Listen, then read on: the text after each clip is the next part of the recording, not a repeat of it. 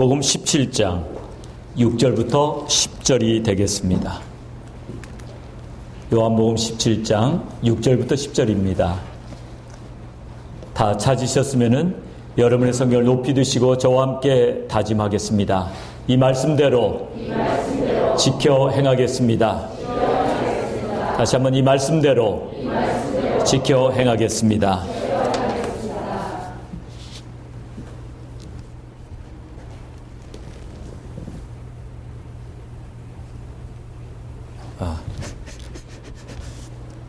같이 성경을 높이 드시고 합독하도록 하겠습니다. 같이 읽겠습니다. 시작. 세상 중에서 내게 주신 사람들에게 내가 아버지 이름을 나타내었나이다. 저희는 아버지의 것이었는데 내게 주셨으며 저희는 아버지의 말씀을 지켰나이다. 지금 저희는 아버지께서 내게 주신 것이 다 아버지께서 온 것인 줄 알았나이다. 나는 아버지께서 내게 주신 말씀들을 저에게 주었사오며 저희는 이것을 받고 내가 아버지께로부터 나온 줄을 참으로 아오며 아버지께서 나를 보내신 줄도 믿었사옵나이다. 내가 저희를 위하여 비옵나니 내가 비옵는 것은 세상을 위함이 아니요 내게 주신 자들을 위함이니이다. 저희는 아버지의 것이로이소이다. 내 것은 다 아버지의 것이요 아버지의 것은 내 것이온데 내가 저희로 말미암아 영광을 받았나이다. 아멘.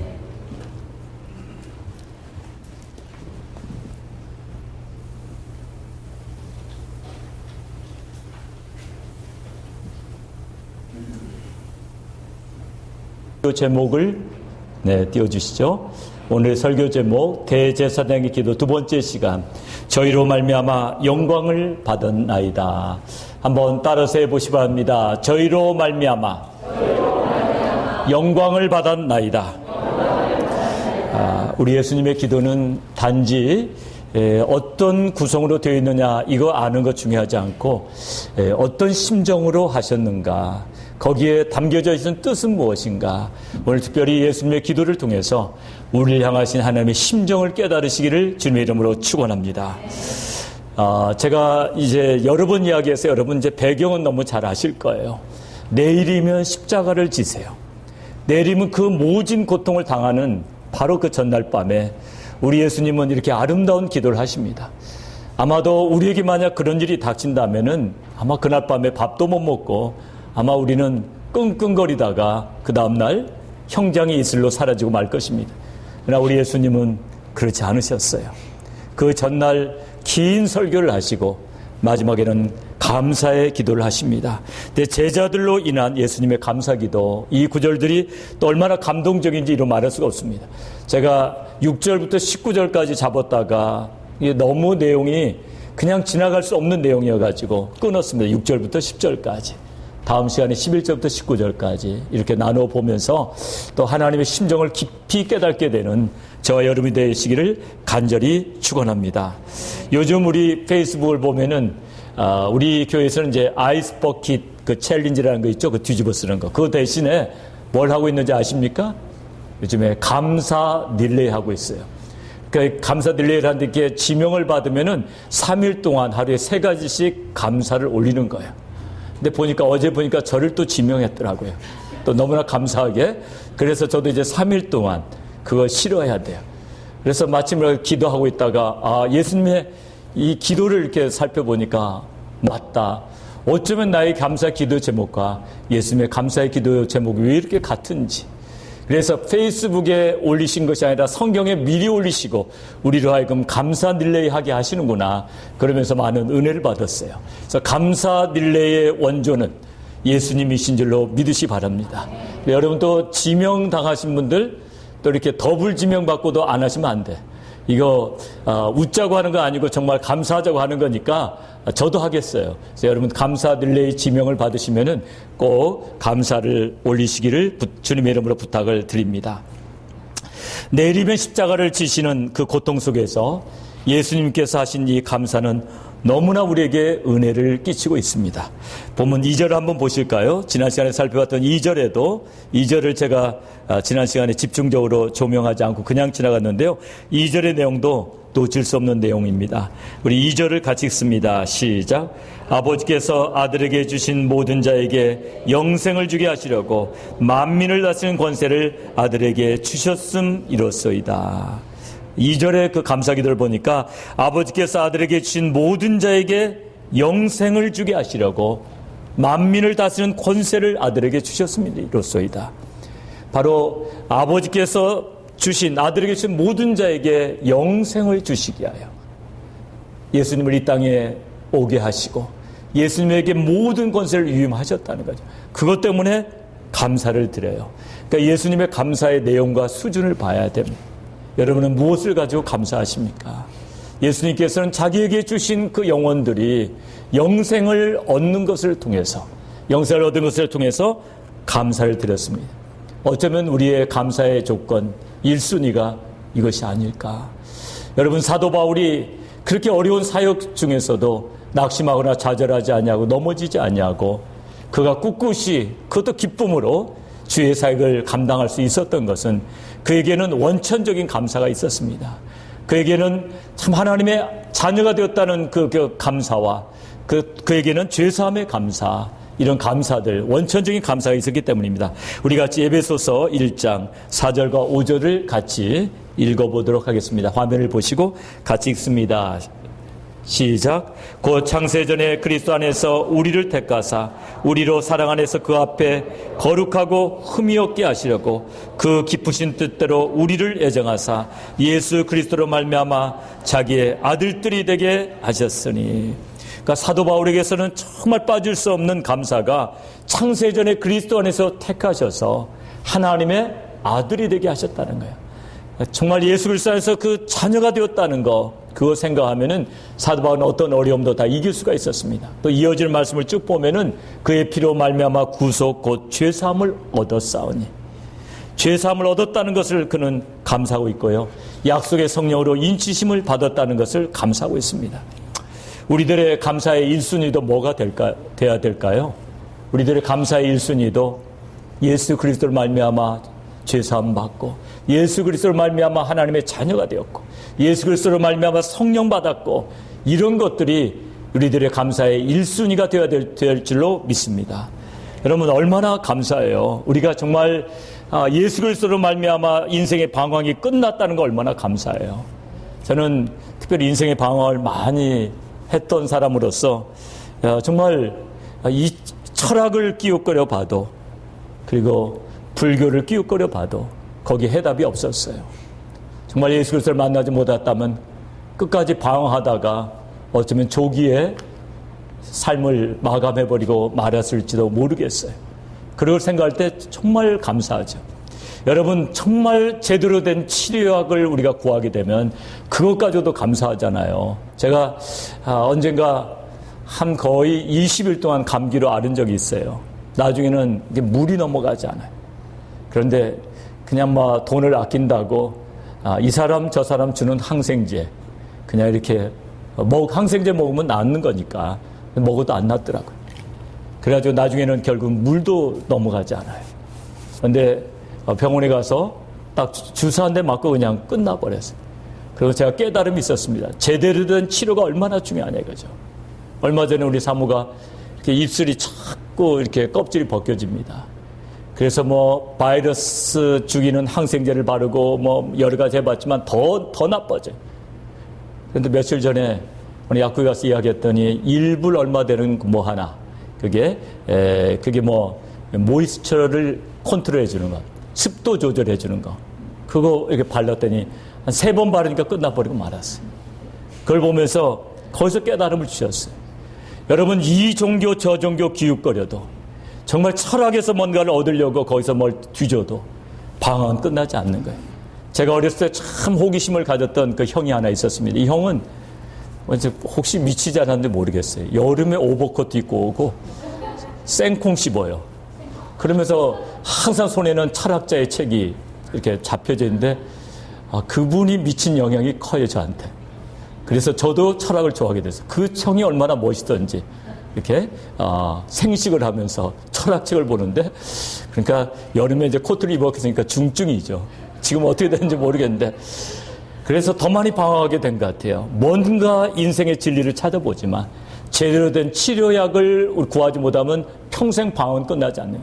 근데 단 한 번 예수님과의 만남이 우리 인생을 바꿔놓은 줄로 믿으시 바랍니다. 그렇다면 그거 우리가 감사해야죠. 할렐루야 대회 강사로 오셨던 이동원 목사님 간증 속에 그런 게 있어요. 이동원 목사님 공부를 잘하신 분이에요. 근데 이분이 불교 학생회장을 합니다. 왜냐하면 친구가 기독교 학생회장을 하니까 자기는 거기에 대한 반발로 불교 학생회, 난 불교 학생회를 장악하리라. 그래가지고 아마 갔나 봐요. 그러고 나서 학교 그만 원하는 학교 떨어져 버렸어요. 대학 입시 낙방하고 설상가상으로 아버지 사업 파산해가지고 어느 날 갑자기 아버지 행방불명되고 너무너무 괴로운 마음을 가지고 이제 절에 가가지고 이제 부처를 바라봅니다. 보통 때는 부처를 보면 참 평안이 왔는데 그날 이상하게 부처를 바라보는데 은혜가 안 돼요. 저 돌로 만든 저렇게 평안하게 웃고 있는 저 사람이 내 고통을 알지 몰라. 저 부처가 어찌 내 고통을 알 수 있을까? 그런데 그 순간에 십자가에 못 박히신 그 예수님이 거기에 겹쳐 보이는 거예요. 저분이면 알 수 있을 거야. 이상한 감동이 와요. 그날 그는 그 예수님을, 십자가에 못 박히신 그 고통당하는 젊은 예수님, 그분을 만나면서 그의 인생은 완전히 달라진 줄로 믿으시 바랍니다. 그래서 그분이 원하는 학교를 가지 않냐고 이제 신학을 하게 된 거예요.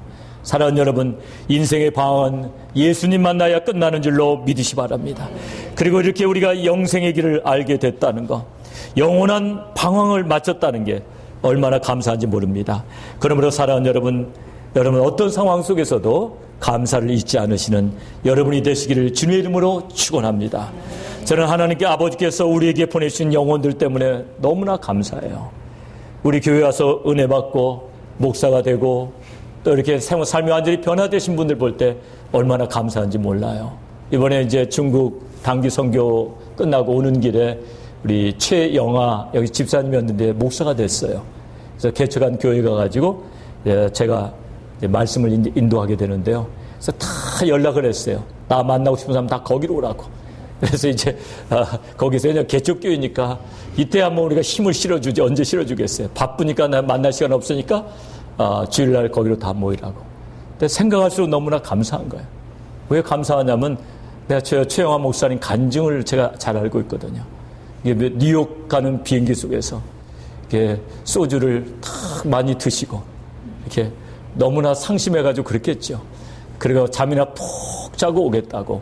그렇게 해가지고 도착한 뉴욕인데 도착한 다음 날 남의 집이었기 때문에 그분들이 우리 교회 새벽기도 나왔기 때문에 따로 나왔다가 깨어지고 목사된 줄로 믿으시 바랍니다. 인생의 방황은 예수 만나면 끝나는 거예요.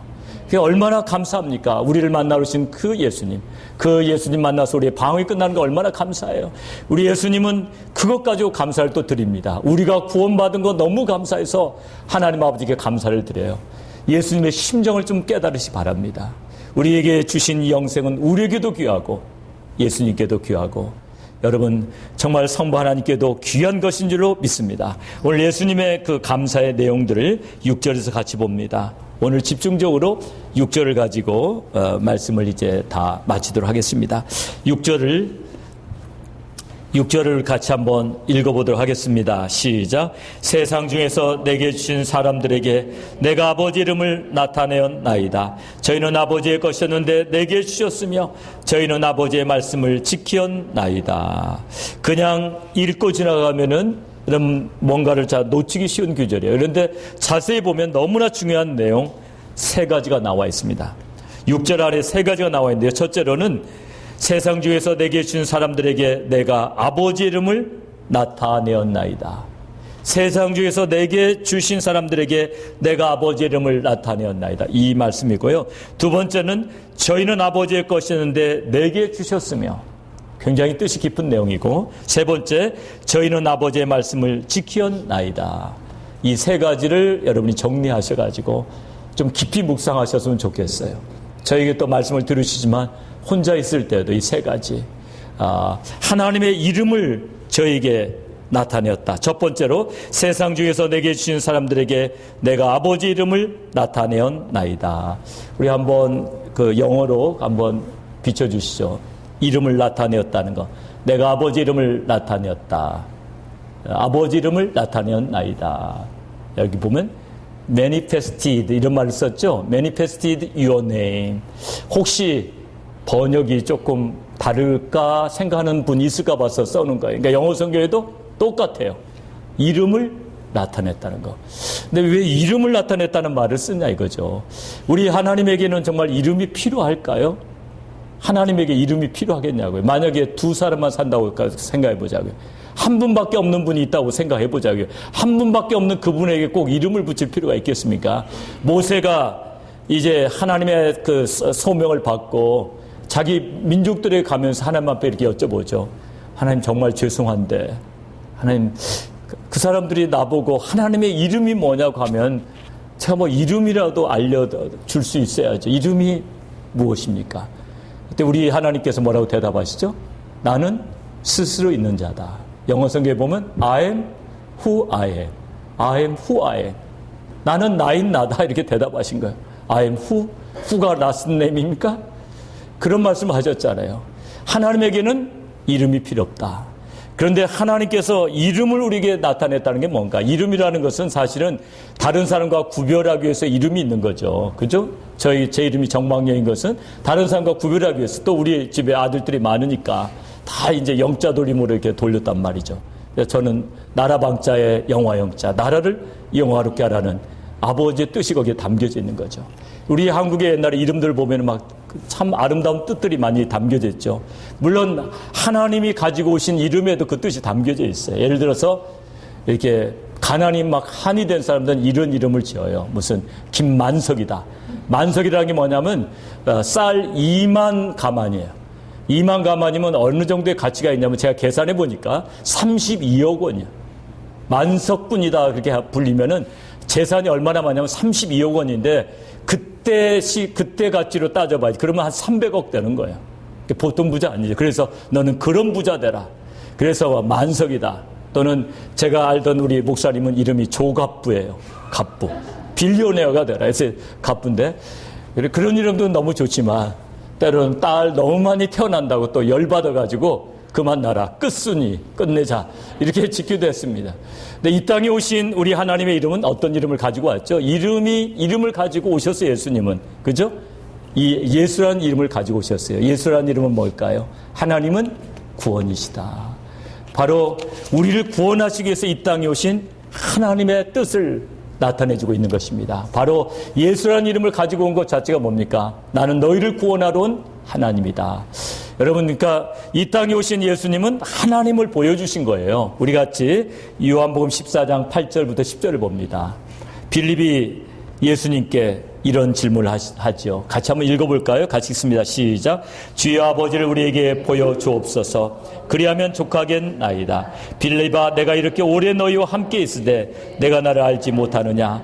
나를 본 자는 아버지를 보았거늘 어찌하여 아버지를 보이라 하느냐? 나는 아버지 안에 있고 아버지는 내 안에 계신 것을 내가 믿지 아니하느냐? 내가 너에게 이르는 말이 스수하는 것이 아니라 아버지께서 내 안에 계셔 그의 일을 하시는 것이라. 우리 하나님은 구원인 것을 나타내시기 위해서요. 이 땅에 오신 우리 하나님은 우리에게 구원을 주시기 오신 하나님이시고 그렇기 때문에 그는 모든 시간을 어떻게 쓰셨습니까? 복음 전파에 쓰셨어요. 그런가 하면 이 땅에 오신 우리 하나님은 사랑이라는 이름을 가지셨어요. 그래서 이 땅에 오신 예수님은 우리에게 그분이 얼마나 우리를 사랑하신가를 보여주셨어요. 어디서 그걸 많이 알 수가 있을까요? 병자를 고칠 때 많이 알 수 있어요. 병자를 고치는데 밤 늦게까지 고치세요. 그분은 일일이 고칠 필요가 없는 분이에요. 그냥 한마디 마시면 끝나는 거예요. 다 고쳐져라 하면 고쳐지는 거예요. 뭐 일일이 다 고칠 필요도 없습니다. 그럼에도 불구하고 한 사람씩 고치세요. 그리고 성경을 읽다가 제가 참 감동이 된 게 문둥병 병자에게 손을 대시고 손 안 대고도 고칠 수가 있는데 왜 문둥병자에게 손을 대셨을까요? 그 문둥병자를 사랑하는 것을 알게 하시기 위해서. 문둥병자가 얼마나 마음의 상처가 많겠어요. 육체의 상처도 많지만 자기가 문둥병 걸려가지고 사회로부터 격리되고 저주받은 사람으로 그렇게 낙인 찍혔어요. 얼마나 고통이 심하겠어요. 손을 대시고 고쳐주십니다. 예수님이 우리에게 사랑을 낮춰주신 것은 참 많이 나와 있습니다. 백부장이 찾아와가지고 하인이 중풍병으로 지금 고통당하니까 좀 고쳐달라고 했을 때 우리 예수님 말씀하시기를 가서 고쳐주마 하십니다. 예수님의 사랑을 우리는 거기서도 볼 수가 있습니다. 마가복음 10장에 보면은 어린아이를 데리고 와서 예수님께서 축복해 주시기를 이렇게 바라고 오는데 제자들이 막 야단을 칩니다. 어린아이를 데리고 와서 왜 선생님을 귀찮게 하느냐.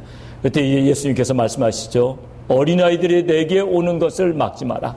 그러면서 어떻게 하시면 어린아이들을 안고 축복하고 안수하십니다. 그래서 우리 교회도 어린아이들을 항상 이렇게 안수기도를 해줘요. 그래서 신방 가면 어린아이들 다 축복해 줍니다.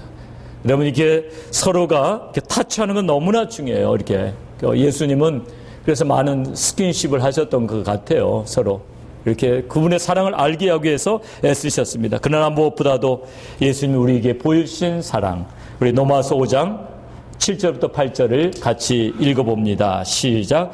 의인을 위하여 죽는 자가 쉽지 않고 선인을 위하여 용감히 죽는 자가 혹 있거니와 우리가 아직 죄인 되었을 때 그리스도께서 우리를 위해서 죽으심으로 하나님께서 우리에게 대한 자기의 사랑을 확증하셨느니라. 의인을 위해서 죽는 자가 쉽지 않습니다. 그리고 훌륭하다고 이야기 일컬음을 받는 사람을 위해서 혹 용감히 죽는 자가 있습니다. 자기가 존경하는 지도자를 위해서 용감하게 죽을 수가 있습니다. 그리고 좀 더 잘 죽을 수 있는 것은 사랑하는 연인을 위해서는 조금 더 죽기가 조금 편한 것 같아요. 그래서 저는 오늘 말씀을 준비하다가 13살 소년이 14살 먹은 여자친구 그거 살리기 위해서 그 앞에 서가지고 총을 맞았던 그런 사건 하나를 알게 됐어요. 2012년 7월에 있었던 사건인데요. 같이 이렇게 피자를 먹고 있는데 갑자기 교환이 나타나서 총기를 난사했습니다. 이때 13살 먹은 소년 로니 몬존군은 여자친구 데인시 발도 비노스 그 양 앞에 서가지고 총알을 가로막았는데 다행히도 팔꿈치를 스치고 많이 다치진 않았어요. 너무너무 궁금하더라고요. 그 후에 어떻게 됐을까요? 얘네들 너무 어리니까 결혼을 안 했을 거고 그래도 그거 보고 얼마나 감동했을까 그런 생각을 합니다. 여러분, 우리가 혹 사랑하는 사람을 위해서는 생명을 줄 수 있을지도 몰라요. 그러나 죄인을 위해서 죽는다는 건 어렵다는 거예요. 극단적인 예를 한번 들어보자고요. 한국에 사람 20명이나 죽인 연쇄살인범이 있어요. 유명한 사람이에요. 이름까지 뭐 일컫지는 않겠어요. 20명이나 죽인 연쇄살인범이 지금 총 맞으려고 할 때 내가 대신 가로막아가지고 총 맞겠습니까? 그때 뭐라고 하겠습니까? 내가 총 맞았냐고 그러죠. 내가 총 맞을 일 있냐고. 예? 그 사람 대신에 총 맞겠느냐고요. 그런데 여러분, 우리가 하나님과 원수 되었을 때, 원수된 우리를 위해서 예수님이 죽으심으로 하나님의 사랑을 친히 몸으로 보여주셨습니다. 그게 아버지를 나타내는 거예요. 아버지가 사랑이시고 아버지가 구원이심을 나타내 주셨고요. 그 다음에 예수님께서 나타내신 아버지 이름은 무엇일까요? 전능입니다. 전능. 그래서 Almighty God이라고 하죠. Almighty God. 전능하심. 전지전능하십니다. 그래서 이 땅에 오신 예수님은 우리가 정말 우리가 상식의 틀에 묶여서 죽음을 숙명처럼 안고 살고 있잖아요. 그 상식의 틀을 깨시기 위해서 그분은 많은 능력을 행하셨어요. 그 능력을 못 받더라면 오늘 우리는 상식의 틀에 묶여 있는 거예요. 상식의 틀에 묶여 있어서 부활도 믿지 않을까요? 그러나 이 땅에 오신 예수님이 상식의 틀을 깨셨습니다. 어떻게 깨셨죠? 바람과 파도를 야단쳤더니 잔잔해졌잖아요. 그리고 죽은 회당장의 딸을 살리시기도 하고 나인성 과부의 아들을 살리시기도 하고 죽은 지 나흘 되는 나사로를 무덤에서 살려내셨습니다. 상식의 틀에 묶여 죽음을 숙명처럼 알고 있는 인생들, 상식의 틀을 깨시기 위해서 능력을 보여주셨어요. 그래서 우리는 그 능력 때문에 오늘 낙심과 좌절을 깨고 상식의 틀을 깨고 부활을 향해서 나아가고 있는 줄로 믿으시 바랍니다. 또한 우리 예수님께서 보여주신 하나님 이름은 공입니다. 하나님은 사랑이라는 것만 알고 있으면 안 됩니다. 불의는 용납하지 않으셨습니다. 예수님이 공생애 하시면서 가장 많이 야단친 불의의 사람들이 있습니다. 누굴까요? 예수님한테 야단 제일 많이 맞은 사람들 누구예요? 야단 제일 많은 사람들은 최고의 지도자들이에요. 바리새인들과 바리새인들이 나오면 꼭 따라 붙는 부류가 있어요. 그 유선적인 화 있을전저 유선적인 바리새인들과 꼭 나오는 말 있죠? 서기관들이요. 서기관은 뭘까요? 오늘날로 말하면 박사급들이에요. 그 최고의 지도자들이 야단을 맞아요. 왜? 유선적이라고. 너희들은 천국문을 가로막고 너희도 들어가지 못하고 다른 사람도 못 들어가게 한다면서. 그런 사람들을 야단을 치었습니다. 불의는 용납하지 않으셨어요. 이제 공생을 마치면서도 예루살렘에 입성하셔가지고 마지막으로 했던 일이 성전에 들어가가지고 거기에서 장사하는 사람들 상을 다 엎어버렸습니다. 비둘기 파는 사람들 내어 쫓고 돈 바꾸는 자의 상을 엎어버렸는데요. 예수님의 캐릭터하고 좀 맞지 않는 것처럼 보이죠. 참 폭력적인 면이 있을 수가 있는가. 그러나 불의를 행하는 자들에게는 우리 예수님은 절대로 참지 않으셨어요. 하나님의 이름이 공의인 것을 보여주셨어요. 불의와는 공존할 수 없다. 그것들을 우리에게 얼마나 큰 우리 교훈이 되는지 모릅니다. 우리가 하나님을 섬기면서 불의와 타협할 일이 있단 말이에요.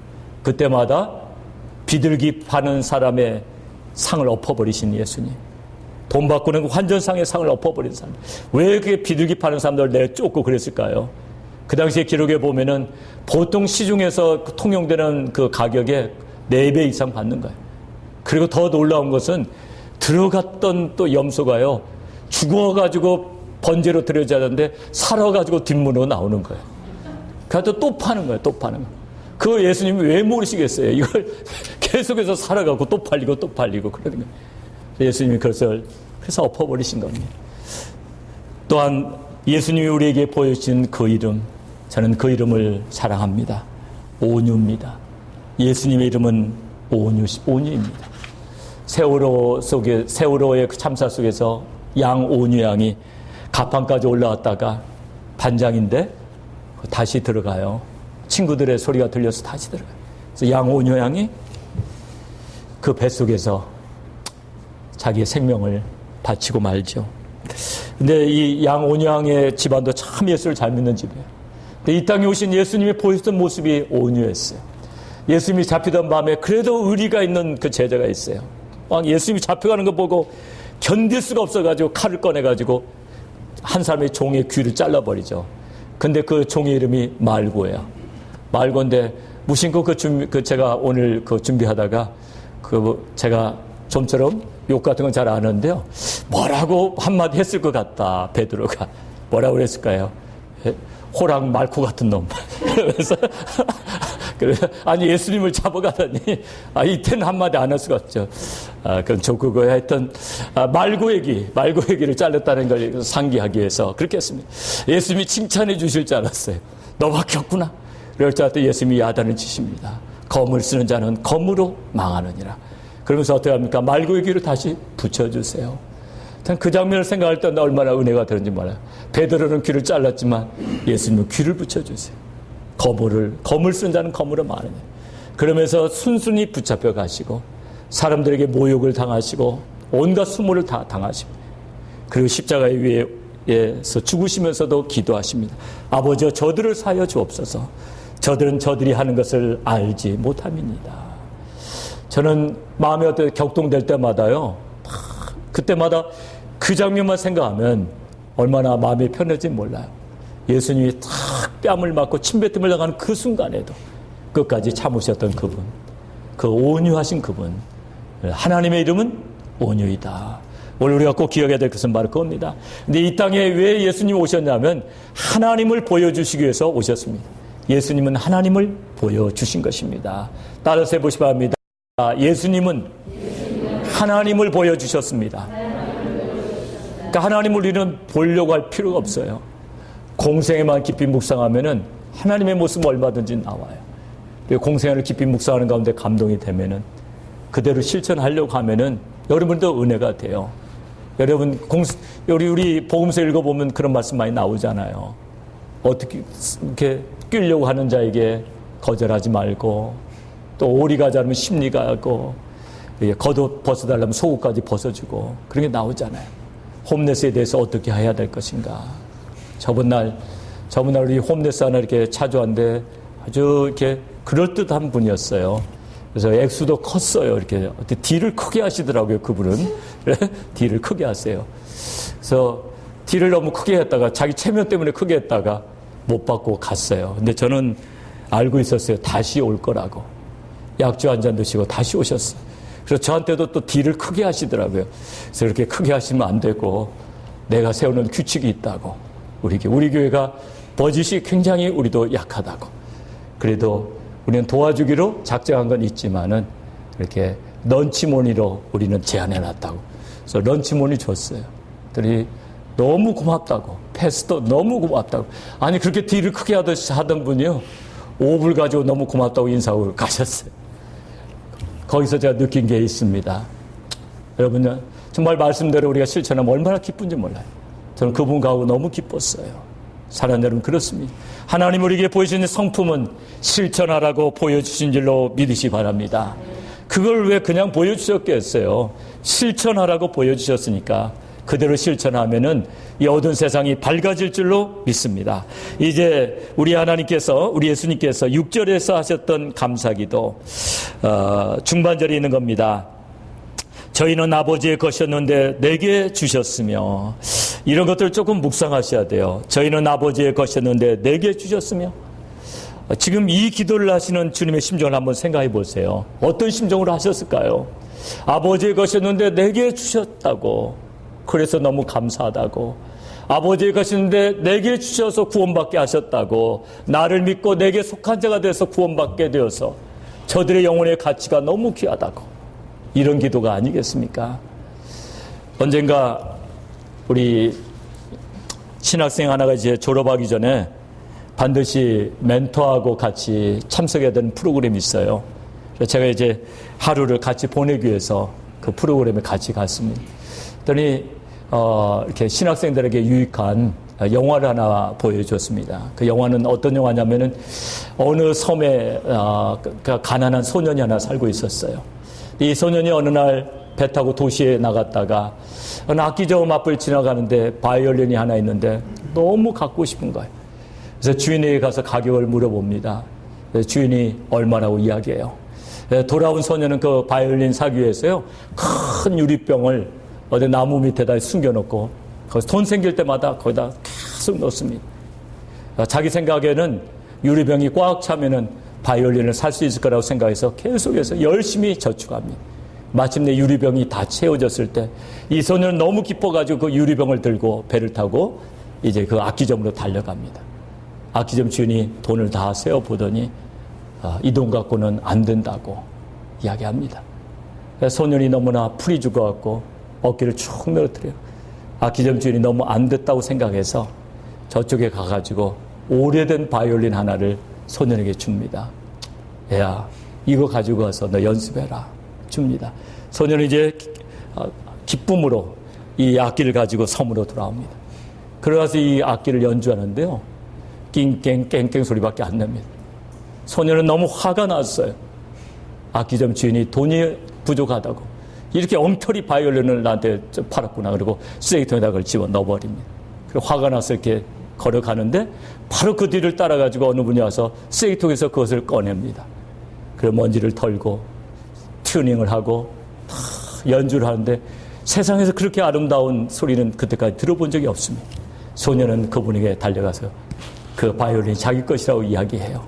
그러면서 이제 그분에게서 사사를 받는 걸로 이야기는 끝나고 있는데요.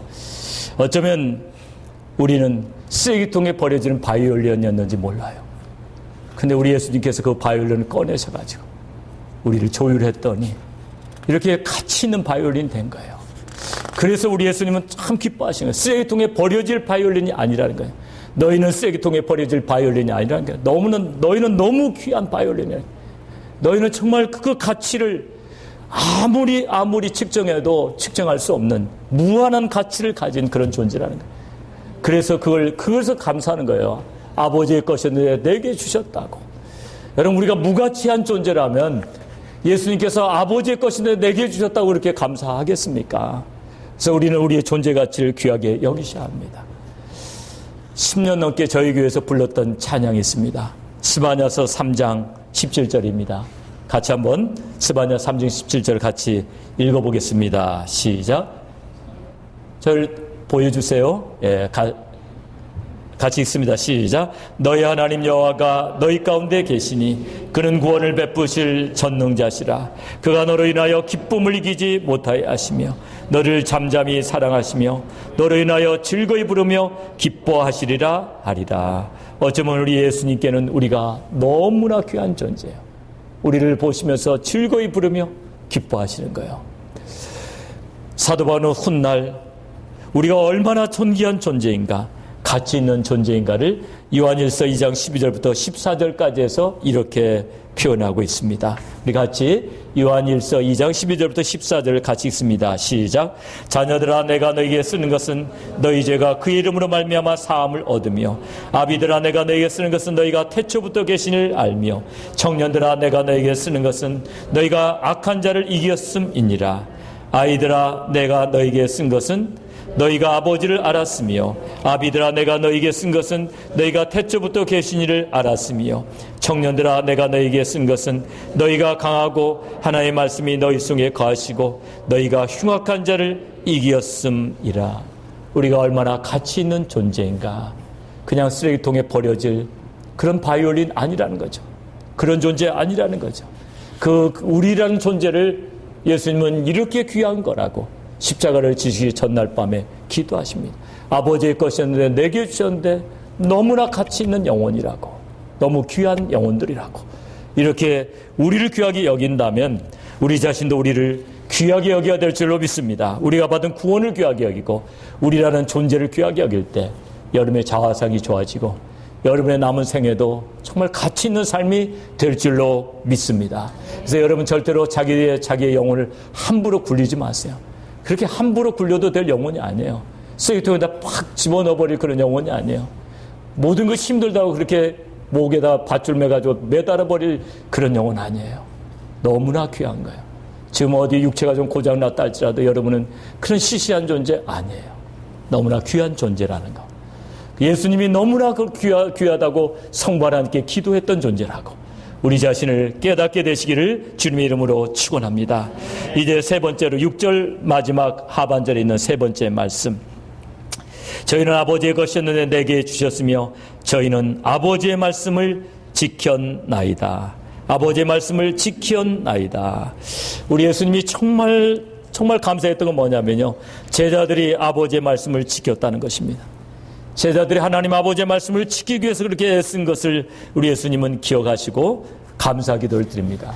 그러나 우리 예수님의 제자들 한번 생각해 보자고요. 예수님이 십자가로 가는 길에 어떤 일이 벌어졌습니까? 세베대의 아들들의 어머니, 그러니까 세베대의 부인이죠. 야고보와 요한의 어머니가 와가지고 예수님께 청탁을 해요. 그런데 제가 쭉 다른 복음서하고 이게 연관서를 보니까 아마도 야고보와 요한이 어머니를 동원해서 청탁한 것 같아요. 어머니가 또 무슨 또 친척 관계에 있다는 설도 있어요. 그래서 어머니가 와서 예수께 절하고 어떤 청탁을 하죠?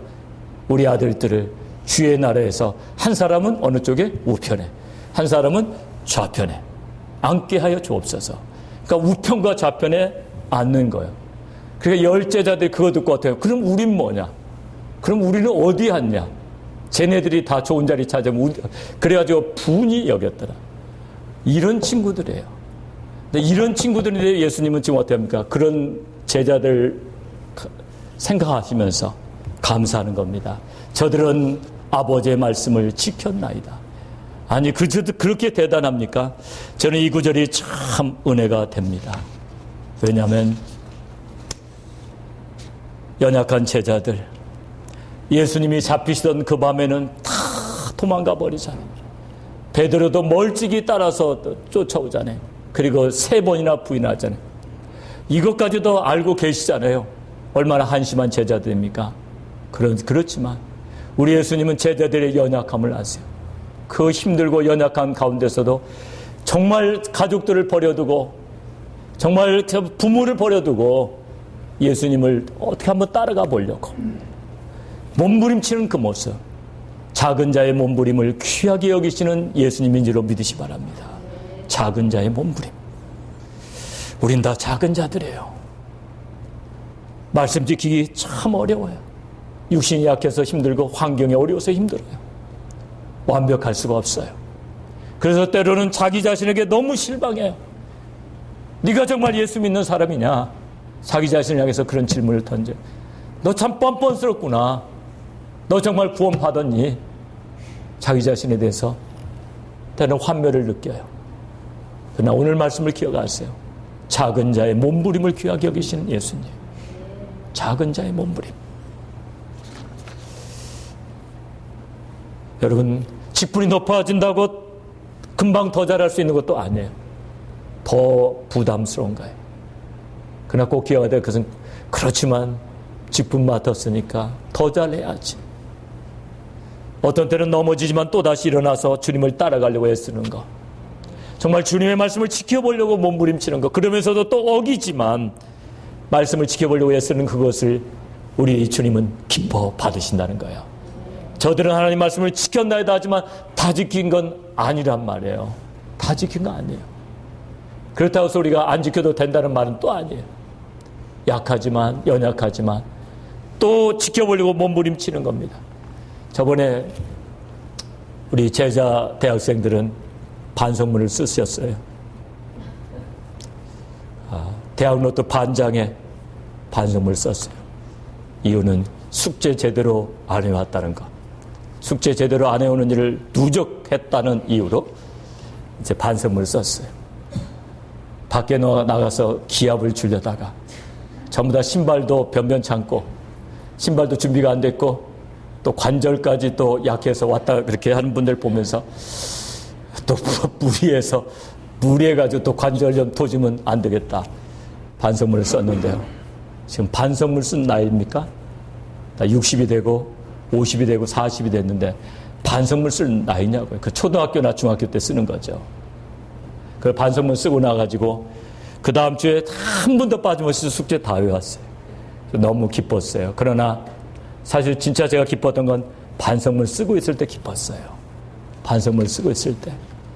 그래도 반성문을 진지하게 쓰고 있는 모습을 보면서 참 감동이 됐어요. 하나님 얼마나 기뻐하실까. 작은 자의 몸부림. 숙제를 가끔 이렇게 빼먹기는 하지만 그래도 해보려는 작은 자의 몸부림. 작은 자의 몸부림이 얼마나 아름다우냐 이거죠. 여러분, 뭐가 완벽해야지 아름다운 게 아니라는 거예요. 힘들지만 그래도 잘해보려고 애쓰는 것이 아름다운 거예요. 완벽해야 된다면 완벽한 로봇을 만든다든가 그러면 될 거 아니에요. 왜 부족한 우리를 굳이 세우셔서 쓰시냐 이거죠. 우리들의 작은 자의 그 몸부림이 아름다워서 그런 거예요. 오늘 그걸 기억하십시오. 작은 자의 몸부림은 아름다워. 여러분의 인생도 마찬가지. 여러분이 1등을 해야지 아름다운 게 아니에요. 잘못하면 그 수렁에 빠져버려요. 여러분이 1인자가 돼야지 아름다운 게 아니에요. 많은 것들을 가져야지 아름다운 게 아니에요. 몸부림이 아름다운 거예요. 가장들은 어떻게 잘 살게 해보려고, 아름다운 가정 만들어 보려고 애쓰는 모습이 아름다운 거예요. 그것을 통해서 가족들이 힘을 얻는 거예요. 우리들의 작은 자의 몸부림을 통해서 우리 하나님께서 영광을 받으십니다. 10절을 보십니다. 10절을 같이 읽습니다. 10절 한 목소리로 같이 읽겠습니다. 시작. 내 것은 다 아버지의 것이요 아버지 것은 내 것이온데 내가 저희로 말미암아 영광을 받았나이다. 영광을 받았나이다. 우리를 통해서 그토록 영광 받으시기 원하시는 주님, 우리가 예수 그리스도를 영접했다는 그거 하나만은 이미 영광을 드렸습니다. 이제 우리에게 남은 것은 작은 자의 몸부림이에요. 힘들지만, 넘어지지만 또 일어나 보는 거예요. 지난주에 내가 일주일 스트레이트로 넘어졌으니까 이번 주에는 염치 없으니까 관두자. 아니에요. 쩔룩거리면서 이제 또 나오는 거예요. 쩔룩거리면서. 주님, 제가 쩔룩거리지만 해보겠습니다. 그러다 보면 발이 또 온전해지기도 해요. 그러면서 우리는 목표를 향해서 끝까지 달려가는 거예요. 오늘 말씀을 기억하시면서 여러분, 작은 자의 몸부림을 치십시오. 여러분의 영혼의 가치가 얼마나 귀한지 쓰레기통에 들어갈 그런 바이올린 아니라는 거, 여러분 명품이라는 거 기억하세요. 그리고 이 시간에 같이 기도합니다. 주님, 우리들의 작은 몸부림을 기뻐받아 주시옵소서. 우리 주님 앞에 이 시간에 한번 간절히 같이 통성으로 기도하겠습니다. 사랑의 아버지 하나님, 은혜와 사랑을 진심으로 감사를 드립니다. 주님, 저희들은 너무나 연약하고 너무나 부족합니다. 그 은혜를 받았건만 때로는 우리 참으로 아버지 세상 정욕에 휩쓸리기도 하고, 아버지 하나님 참으로 목표를 향해서 아버지 정진하지 못할 때가 너무도 많습니다.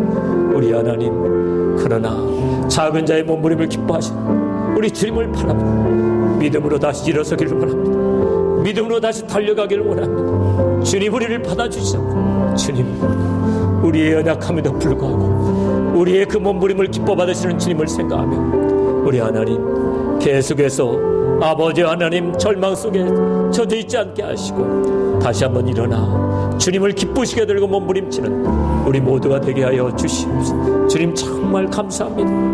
우리들의 연약함을 긍휼히 여기시고 우리들의 작은 몸부림을 기뻐 받으시는 주님을 찬양합니다. 우리 하나님, 우리를 기뻐 받아 주시옵소서. 우리를 인도하여 주시옵소서. 주님이 우리와 함께 하심을 나타내 주시옵소서. 주님, 함께 해주시옵소서. 존귀하신 아버지, 감사합니다. 제자들 향한 주님의 기도가 얼마나 아름다운지 오늘 우리로 깨닫게 해주심을 감사합니다. 우리가 얼마나 존귀한 존재인가를, 쓰레기통에 버려질 존재가 아니고 함부로 막 굴릴 존재가 아니고 너무나 귀한 존재인 것을 다시 깨닫게 해주심을 감사합니다. 또한 우리가 연약하고 부족해도 주님 한번 잘 섬겨보려고 작은 자가 치는 그 몸부림을 기뻐 받으시는 주님을 찬양합니다. 혹시 낙심과 좌절에 젖어 있는 형제 자매가 있었다면 일으켜 주시옵소서. 다시 한번 세임 주시옵소서. 우리의 삶을 통해서 영광을 받으실 좋으신 주님을 찬양하오며 예수님 이름으로 기도드리옵나이다. 아멘. 오늘 말씀을 생각하시면서 찬송가 375장, 새 찬송가는 331장입니다. 영광을 받으신 주여. 우리 주님 앞에 찬양으로 영광을 돌리시겠습니다.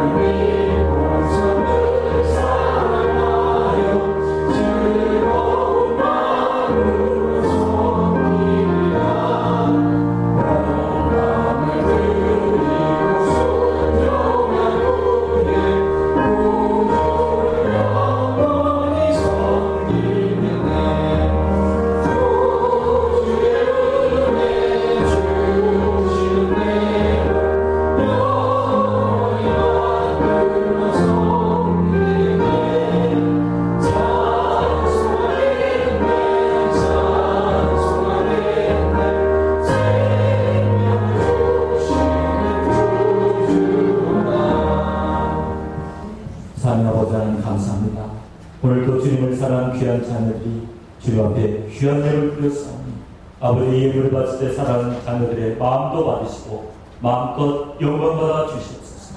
감사의 예물을 받으시고 사랑하는 성도들의 삶 속에 감사의 것들이 끊지 않게 도와주시고 성경을 받으시고 우리 교회 선교사님들 더욱 열심히 주연을 확장하게 하시며 건축물을 받으시고 몸된 자들의 아름다운 새 성전이 건축될 수 있도록 축복의 주를 간절히 빌고 원합니다. 10의 1을 교회에 바치는 손길을 기억하시고 기록하신 말씀대로 쌓을 것이 없는 복을 내려 주었기 간절히 빌고 원하오며 우리 구주 예수 그리스도의 이름으로 기도드리옵나이다. 광고 말씀 드리도록 하겠습니다.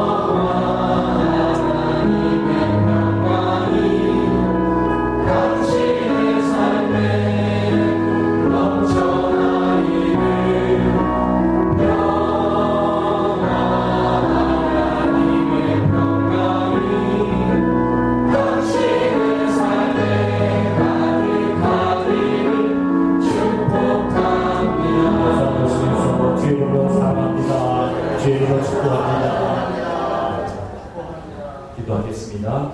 지금은 우리 구주 예수 그리스도의 은혜와 우리 아버지 하나님의 무한하신 사랑과 성령의 감동감화 교통 충만하시니 우리가 얼마나 귀한 존재입니다.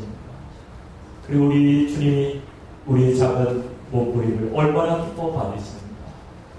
이제는 주님을 위해서 더욱 헌신하리라 다짐하며 돌아가는 우리 교회 성도들과 그 가정과 키우기를 이제부터 영원토록 함께 하실지어다.